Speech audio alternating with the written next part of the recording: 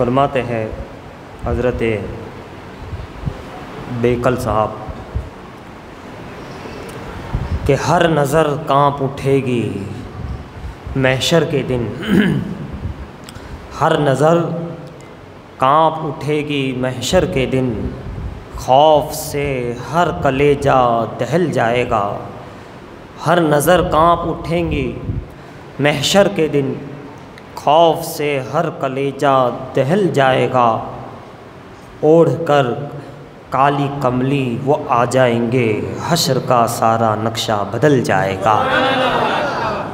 اوڑھ کر کالی کملی وہ آ جائیں گے، حشر کا سارا نقشہ بدل جائے گا۔ اور عالم نفسی میں اے ہم نوا، عالم نفسی میں اے ہم نوا، دیکھنا ایسے میں عظمت مصطفیٰ۔ مسکرا کے جو دیکھیں گے صلی اللہ، ہر پریشاں کا دل بہل جائے گا۔ مسکرا کے جو دیکھیں گے صلی اللہ، ہر پریشان کا دل بہل جائے گا۔ اور سرور انبیاء مونس بے کسا، شاہ کون و مکا، ہادی انس و جا۔ سبحان اللہ۔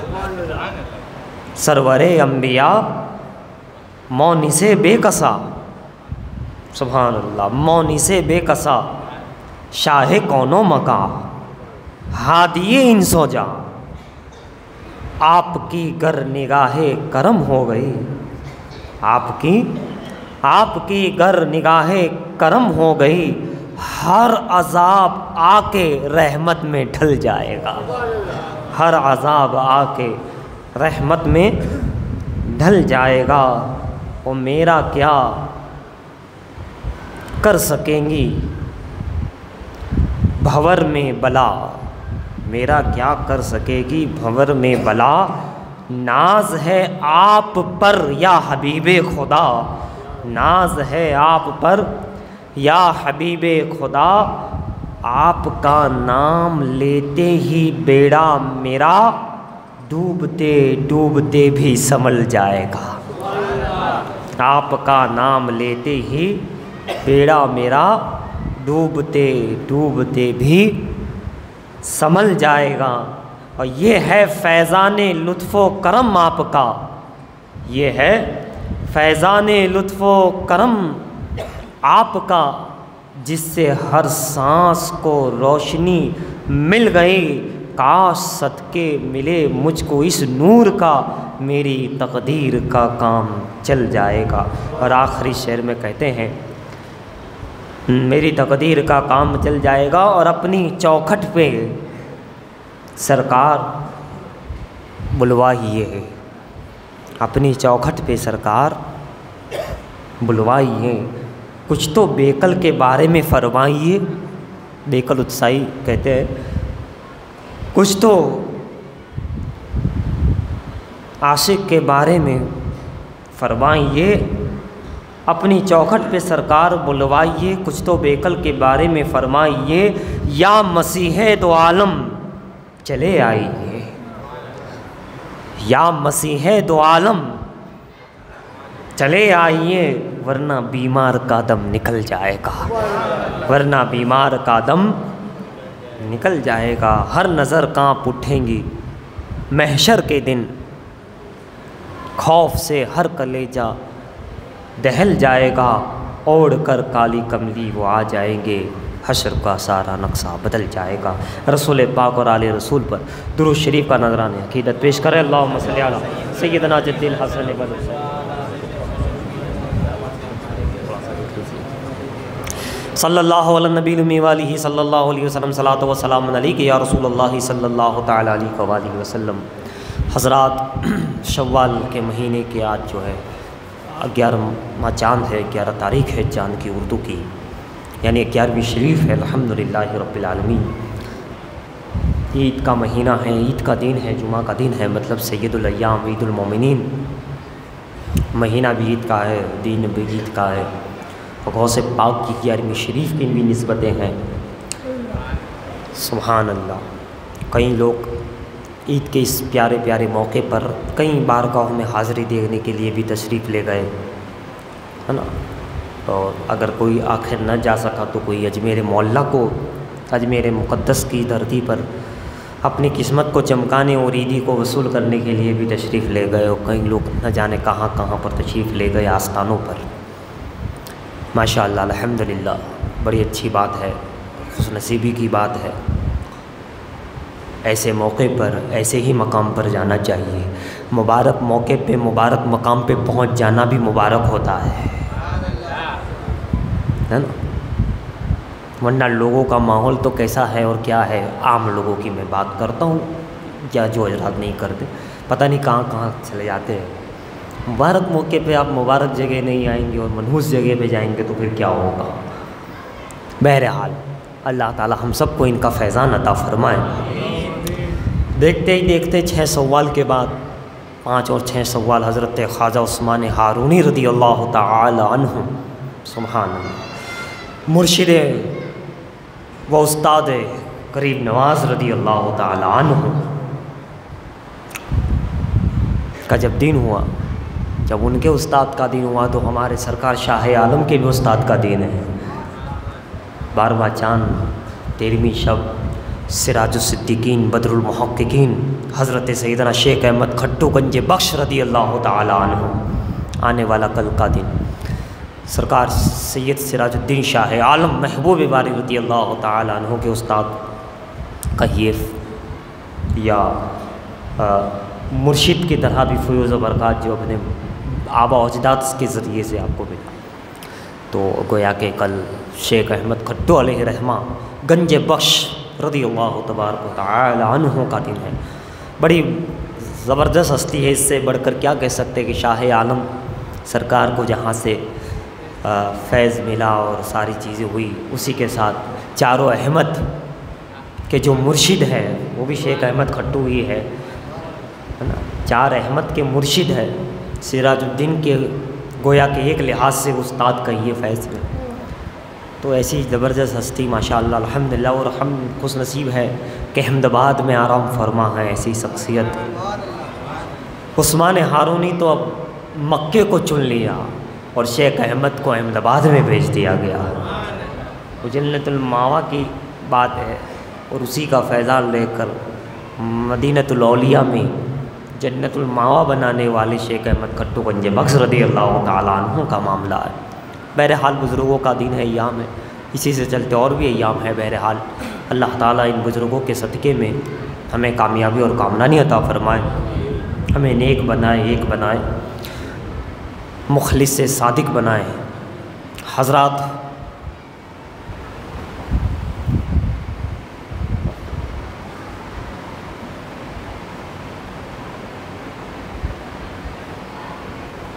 ایک واقعہ کو سے گزار کروں۔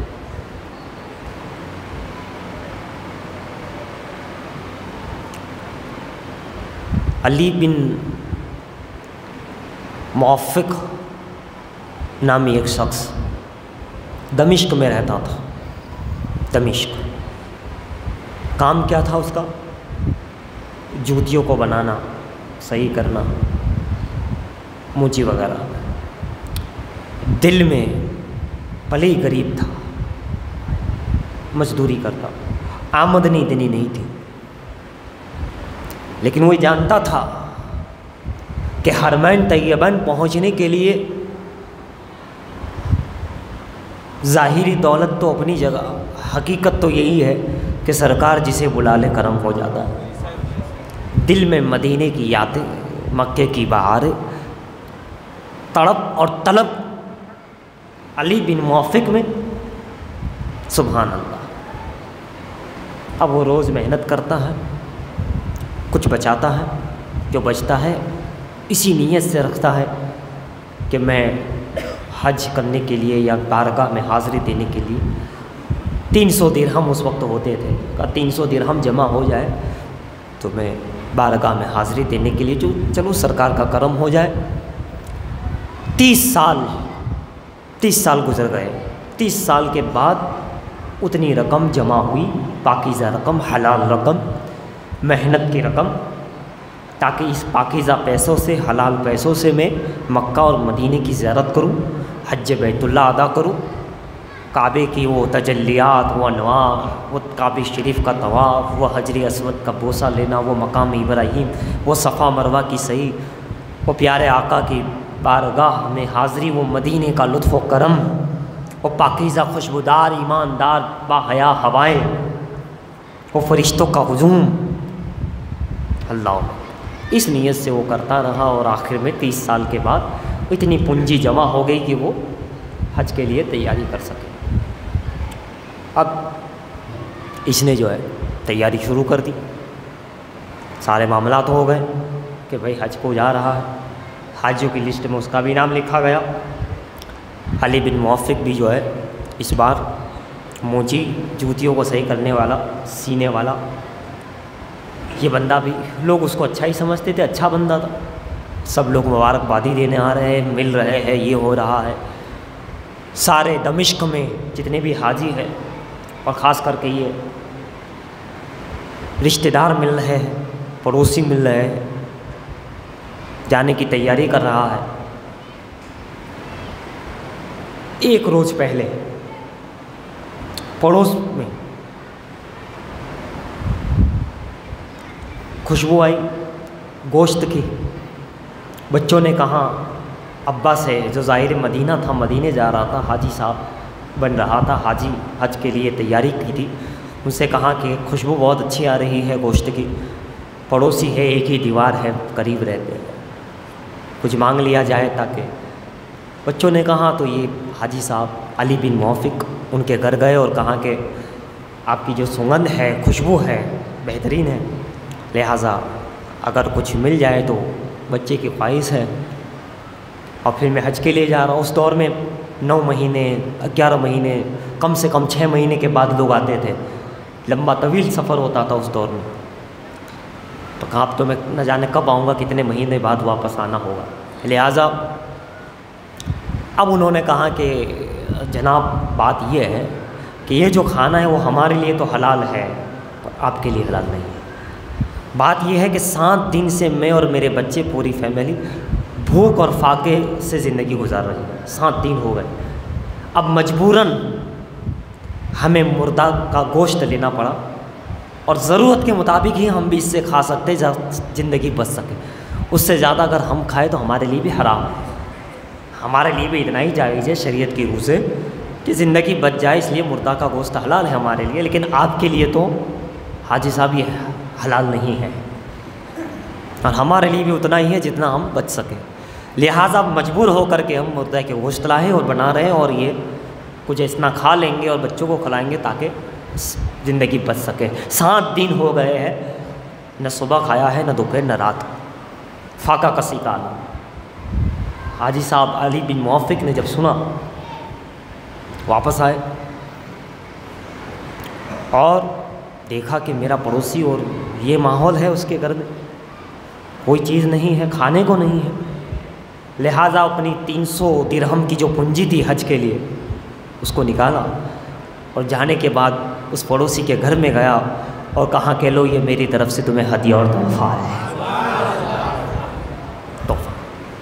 جا کر کے دروازہ بند کیا۔ اب ایک ہی دن تھے، رات اور دن کا فرق تھا، صبح ہوتی لوگوں کا ہجوم تھا، کیونکہ آج تو حاجی صاحب نکلنے والے تھے، آج سفر حج تھا، لوگ معانقہ کرنے آئے تھے، مسافہ کرنے آئے تھے، رشتہ دار دیکھنے آئے تھے، لیکن حاجی صاحب نے دروازہ کھولا نہیں۔ جیسے ہی دروازہ کھولا تو باہر ہجوم ہے، بھیڑ ہے، کوئی کہہ رہا ہے مبارک ہو، کوئی کہہ رہا ہے دعا میں یاد رکھنا، کوئی کہہ رہا ہے کہ بہت اچھی بات ہے، کوئی کہنا کہ آپ کی محنت اگر آ گئی ہے، کوئی کہتا ہے قبولیت ہو گئی، کوئی مبارکبادی دے رہا ہے، کوئی دست بوسی کر رہا ہے، کوئی آنکھیں چوم رہا ہے، کوئی گلے لگا رہا ہے، کوئی کہہ رہا ہے کہ آپ کا بلاوا ہو گیا، آپ کا کرم ہو گیا۔ اب یہ بولنے کی کوشش کر رہے ہیں کہ جناب میں نہیں جا رہا ہوں، لیکن ماحول یہ ہے کہ بول نہیں پا رہے ہیں، ماحول اتنا ہو گیا کہ لوگوں کا ان کی طرف اتنا لگاؤ کہ وہ کچھ کہنا چاہتے ہیں لیکن آخر نہیں کہہ رہے۔ جب سب مل گئے اور کچھ لوگ مل کر چلے بھی گئے، پھر آخر میں انہوں نے زبان کھولی کہ بھائی میری بات تو سنو۔ کہا کیا بات یہ ہے کہ میں نہیں جا رہا ہوں، کینسل کر دیا میں نے، میں نہیں جا رہا ہوں۔ سب سکتے میں آ گئے۔ ایسا عاشق رسول 30 سال سے محنت کرنے والا، تڑپنے والا، یاد مدینہ میں مچلنے والا، محنت مزدوری کر کر کے رقم جمع کرنے والا، اتنی مکمل تیاری ہونے کے بعد اب نکلنے کا سمے آئے تو بولتے ہیں میں نہیں جا رہا ہوں، کینسل کر دیا میں نے۔ کچھ تو سکتے میں آ گئے، چپ ہو گئے، لیکن دنیا ہے، کچھ نے الٹی سیدھی باتیں کر دی۔ ہم تو کہتے تھے یہ آدمی ہی ایسا ہے، کوئی کہتا تھا کنجوس ہے، کوئی کہتا تھا اس کا دل ہی نہیں رائے خدا میں خرچ کرنا، کوئی کہتا تھا اس کا کام نہیں ہے ایسا، اگر ایسا ہی برابر نہیں۔ بھائی دنیا ہے، اپنی سوچ سے جو چاہے جس طرح چاہے سوچ بنا لے، جس طرح چاہے، نہ سامنے والے کی تحقیق کی، نہ کچھ، نہ یہ، وہ اپنے چاہے تو اچھا بھی کہہ دے، چاہے تو برا بھی کہہ دے۔ تو بہرحال لوگوں نے برائی بھی شروع کر دی، یہ آدمی تو پیسوں کا لالچی ہے، اس کو کہاں اس کے پاس سے 300 درہم نکلے گے وغیرہ وغیرہ وغیرہ، اس کی اوقات نہیں ہے وغیرہ۔ اس نے تو کچھ نہیں بولا، نہ تعریف سن کے کچھ بولا، نہ برائی سن کے کچھ بولا، وہ تو اپنا رب سے معاملہ ہوا تھا، بس وہ کر کے کہا ٹھیک ہے کوئی بات نہیں۔ یہ اپنے گھر رہا، لوگ چلے گئے اپنے اپنے گھر، حاجیوں کا قافلہ روانہ ہو گیا، حج ادا ہوا، مدینے کی حاضری ہوئی، تقریباً 6 لاکھ لوگ انہیں حج ادا کیا۔ اسی میں اس وقت کے بہت بڑے محدث، بہت بڑے ولی، اللہ کے مقبول بندے، حضرت عبداللہ بن مبارک رضی اللہ تعالیٰ، آپ نے سنا ہوگا کہ کون شخصیت ہے، امام المحدثین بھی ہے، بہت بڑے ولی بھی ہے، بہت بڑے صاحب قال، صاحب حال بزرگ ہے، وہ بھی حج میں تھے، اور بھی کئی بزرگان دین وہاں اس دور کے موجود تھے۔ لیکن عبداللہ بن مبارک کا پوری تفصیل کبھی میں نے بیان بھی کیا ہے اور آپ نے سنا بھی ہوگا، بہت بڑے شخصیت ہے۔ تو حضرت عبداللہ بن مبارک، یہ کون ہے؟ بن مبارک، مبارک کون تھے؟ مؤذن، اذان دینے والے، یہ ان کے لڑکے ہیں۔ ہم نے کیا سمجھا ہے مسجدوں کے، ارے انہیں کے لوگ کہاں سے کہاں پہنچے اور اس طریقے سے معاملات ہو گئے ہیں، ان کی عظمت دنیا سمجھ جائے ممکن نہیں۔ اس لیے تو حدیث میں ہے کہ پہلی صف کی اور اذان کی فضیلت اگر کسی کو معلوم ہو جائے تو اس کو ادا کرنے کے لیے یا پہلی صف میں نماز ادا کرنے کے لیے اذان، ایک دوسرے کو تلواریں نکل آئے، لڑائی جھگڑا کرنے لگے۔ بہرحال اللہ تعالی ہمیں قدر کرنے کی توفیق عطا فرمائے، قدر کر لو، ان چیزوں کی قدر کر لو۔ ہمارے یہاں قدر کم ہو گئی تو دوسرے معاملات ڈوب گئے۔ اذان کی قدر نہیں تھی، سانگ ہم ہینڈ فری لگا کر سنتے ہیں، گانے ہم یہودوں کے، نصاروں کے، غیروں کی چیزیں ہم غور سے سنتے ہیں، یاد بھی ہو جاتے، اور اذان کی تو اہمیت ہی نہیں تھی۔ جو چیز قدر نہیں ہوتی اللہ اس کو چھین لیتا ہے، اللہ اسی کو نعمت دیتا ہے جہاں قدر ہوتی ہے، قدر نہیں ہوگی چھین لی جائے گی۔ اس لیے قدر کرو، اسلام کی قدر جس نے نہیں کی اللہ نے اس کو اسلام کے، اس کے دل سے اسلام نکال دیا۔ اللہ نے جس کو ایمان کی قدر نہیں تھی، نماز کی قدر نہیں تھی، بے نمازی بنا دیا اسے۔ جس کو قدر ہوتی ہے اس کو نعمتیں ملتی ہیں، اور اگر نعمت ملنے کے بعد بھی کوئی قدر نہ کرے تو پھر وہ چھین بھی لی جاتی ہے۔ اس لیے اہمیت سمجھو، قدر کرو، قدر کرو۔ حضرات گرامی، کیا ہوا؟ حضرت عبداللہ بن مبارک رضی اللہ تبارک و تعالیٰ عنہ کو آنکھ لگی، خواب میں دیکھا، اللہ والے، بڑے اللہ والے محدثین، سبحان اللہ، خواب میں دیکھا کہ 2 فرشتے آسمان سے اترے۔ ایک فرشتے نے کہا کہ اس سال کتنے لوگ حج کو آئے؟ دوسرے نے کہا تقریباً 6 لاکھ لوگ ہیں۔ تو کہا کہ اچھا اس 6 لاکھ میں کتنوں کا حج قبول ہوا؟ تو دوسرے فرشتے نے کہا ان کے اندر کسی کا بھی حج قبول نہیں ہوا، کسی کا بھی قبول نہیں ہوا۔ تو اب اتنا سننا تھا کہ عبداللہ بن مبارک خواب دیکھ رہے، وہ بھی گھبرا گئے کہ میں بھی ہوئی، اور پھر یہ کیا معاملہ ہے؟ اندر ہی اندر خواب میں ان کے تو پسینے چھوٹ گئے، خوف الہی والے، خشیت الہی جن کے دل میں ہو، وہ ایسا سنتے ہیں تو لرز جاتے ہیں، کانپ اٹھتے ہیں کہ وہ اللہ کیا بات ہے، اللہ ہم سے ناراض ہے، کہیں اللہ ہم سے کہیں ناراض ہے۔ ان کو دل میں ایسا خیال آنے لگا، لہٰذا انہوں نے مطلب اندر ہی اندر یہ خواب میں، اور خواب میں ہو رہا تھا اور ظاہر میں پسینے چھوٹ رہے تھے۔ تو دوسرے فرشتے نے کہا کہ ہاں قبول تو نہیں ہوا ہے، لیکن ایک شخص دمشق میں رہتا ہے، علی بن موفق نام ہے، جوتیا سیدھا ہے، وہ آیا تو نہیں ہے، اس کا حج قبول ہو گیا ہے۔ وہ آیا تو نہیں ہے لیکن اس کا حج قبول ہو گیا ہے۔ اچھا کیا خدا، اور یہی نہیں کہ اس کا حج قبول ہوا ہے، اس کے صدقے میں یہ 6 لاکھ لوگوں کا بھی حج قبول ہو گیا۔ عبداللہ بن مبارک نے سنا اور ہاں کھل گئی، اللہ کو بتانا تھا خواب کسی کو اشارہ دینا تھا، بتا دیا اللہ تعالیٰ الہام کے ذریعے، سچے خواب کے ذریعے بتا دیتا۔ اللہ والوں کو اس طریقے سے اللہ بتا دیتا ہے، انہیں معلوم پڑ جاتا ہے، ان کو جب معلوم ہوگا کہ یہ راز ہے اس سال کا کہ ہم میں سے کسی کا بھی نہیں وہ بندہ ہے، تو نام یاد ہو گیا علی بن موفق، دمشق کا رہنے والا، جوتیا سینے والا۔ آپ نے فوراً سوچا کہ میں دمشق جاؤں گا اور اس بندے کی زیارت کروں گا، اس سے ملوں گا اور اس سے پوچھوں گا کہ تو نے ایسا کیا عمل کیا ہے کہ تو آیا بھی نہیں اور ساری چیزیں قبول ہوتی جا رہی ہیں، تو نے کچھ کیا نہیں اور قبولیت پہ قبولیت، اور اتنی زیادہ قبولیت کہ تیرے صدقے میں ہمارا آج قبول ہو رہا، ہم کر کے بھی نہ قبول تھے اور نہ کر کے تو کامیاب ہو گیا، خدا کو منا لیا، تو نے آخر کیا کیا تو نے ایسا۔ لہٰذا وہ مکے سے مدینہ حاضری تھی کہ فوراً وہاں پر دمشق کا سفر کیا، وہاں جا کر کے ڈھونڈا انہیں کہ یہ کون شخص ہے، کہاں رہتا ہے اور یہ نام ہے اور یہ چیز کا وہ کام کیا کرتا ہے، بتائیے۔ بتایا، لوگوں نے مشہور تھا، اور اب تو اور مشہور ہو گیا تھا کہ حج کی تیاری کر کے حج میں نہیں گیا، اس طریقے سے اور زیادہ مشہور ہو گیا تھا کہ ہاں فلاں آدمی ہے، نہیں جا سکا۔ لہٰذا فوراً کے وہاں پہنچے، اس سے ملاقات کی اور اپنا پورا خواب بیان کیا، سچا خواب جو وہاں دیکھا تھا اللہ نے بتایا، انہوں نے بیان کیا۔ جیسے ہی اس بندے نے، سچا عاشق تھا نا بھائی، سچی طلب تھی، اللہ اور اس کے رسول سے سچی محبت تھی، سننا تھا کہ اس پہ بھی کپ کپی طاری ہو گئی، بے ہوش ہو گیا۔ اللہ کا اتنا کرم اور فضل دیکھنے پر کہ اللہ کتنا مہربان ہے، خدا اور مصطفیٰ جان رحمت کی رحمت للعالمین کتنی بڑی ہے، وما ارسلناک الا رحمت، کیسی کیسی رحمت کا حصہ کس طرح کس کو مل جاتا ہے، اللہ غنی۔ لہٰذا اس نے جب ہوش آیا اس کو، تو اس نے بتایا کہ میں نے یقیناً حج کی تیاری کی تھی اور اس طرح پورا اس نے اپنا واقعہ بتایا، لیکن میں نہیں کر پایا اور پڑوسی کا معاملہ یہ تھا، لہٰذا ہم نے اس کی مدد کر دی تاکہ اس کو جو ہے یہ فاقہ کسی، یہ غریبی، یہ ساری چیزیں دور ہو جائیں، مجبوری، محتاجی۔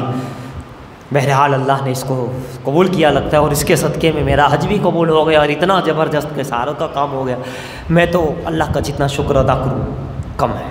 تو عزیزان محترم، کتنی ساری باتیں اس واقعے سے ہمیں درس دیتی ہے، عبرت دیتی ہے، کئی باتیں ہمارے، اور یہ بھی ایک چیز ہے کہ اتنوں کا حج تھا اللہ نے قبول نہیں کیا جیسا کہ اس میں بتایا گیا، اور ایک یہ ہے کہ رب کی رضا کے لیے کسی بندے کا کام کر دیا اللہ نے قبول کر لیا۔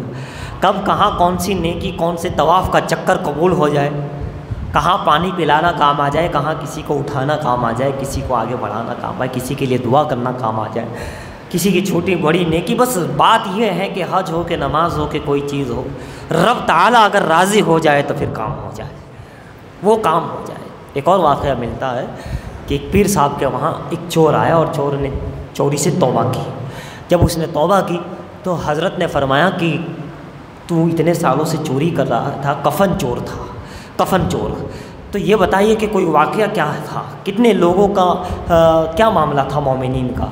اس نے کہا کہ حضرت میں نے کفن چور تقریباً سارے مسلمانوں کے ہی چرائے اور مسلمانوں کے ہی چرا سکتے ہیں، وہی دفنائے جاتے ہیں، لیکن میں نے تقریباً جتنے بھی میں نے کفن چرائے ہیں اس میں سے 100 میں سے 99% میں نے لوگوں کا یہ ماحول دیکھا ہے کہ قبلے سے ان کا منہ پھرا ہوا تھا، یعنی عذاب الہی، اور اللہ ناراض تھا۔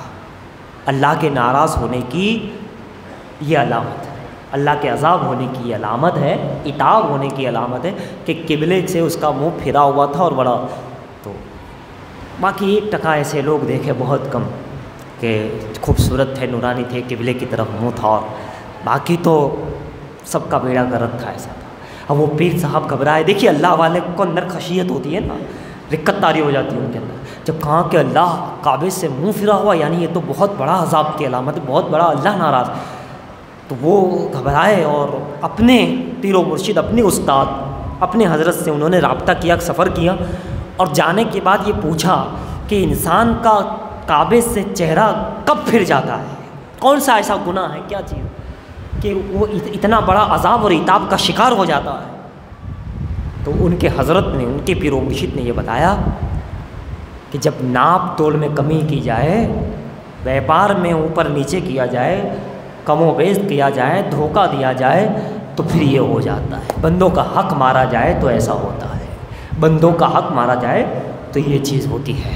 اب اندازہ لگاتے چلے جاؤ۔ یقین اللہ کی رحمت بہت بڑی ہے، سرکار کی رحمت بہت، لیکن یاد رکھو جب وہ اس کی ناراضگی ہوتی ہے، جب بندوں کو تکلیف دینے سے اس کو جو تکلیف ہوتی ہے وہ تکلیف بہت زبردست ہوتی ہے، وہ اللہ پھر راضی نہیں ہوتا۔ کہتے ہیں کسی نے کہا ہے کہ اللہ ہر گناہ معاف کرتا ہے، لیکن کسی کا دل توڑنا، کسی کو تکلیف پر تکلیف دی ہے، وہ اللہ معاف نہیں کرتا جب تک وہ اس کو راضی نہیں کر لیا جائے۔ پھر چاہے تم نماز پڑھتے رہو، حج کرتے رہو، یہ کرتے رہو، تو نے میرے بندے کو راضی کیا اور مجھے راضی کرنے آیا، ناراض کیا ہے، میرے بندے کو ناراض کر کے مجھے راضی کرنے آیا، جہاں پہلے میرے وہ بندے ہیں اس کو راضی کر لے، میں ویسے ہی راضی ہو جاؤں گا۔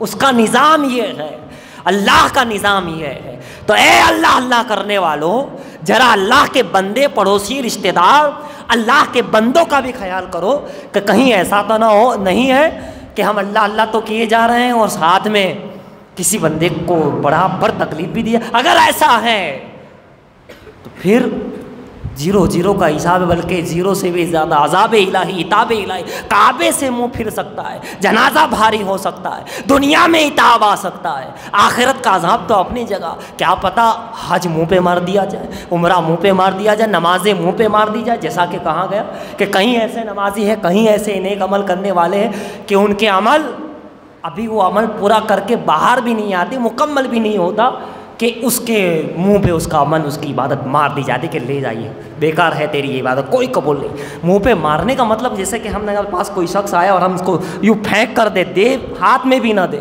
منہ پہ مارے، ذلیل کہ تو قبول ہی نہیں، نہ تیرا عمل قبول۔ اللہ فرماتا ہے ہم اس کی نمازیں، اس کی عبادت اس کی منہ پہ مار دیتے ہیں۔ کیا مطلب؟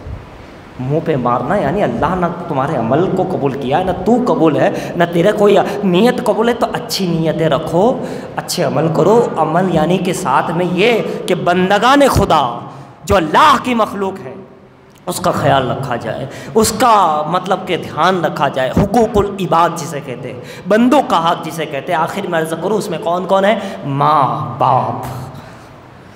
باپ، استاد، اور جن کو ہم پر احسان کیا ہے، جو ہم نے پالنے میں پوسنے میں، یعنی رشتہ دار ہمارے بڑے ہے، ان کا ادب و احترام، ان کی تعظیم و توقیر۔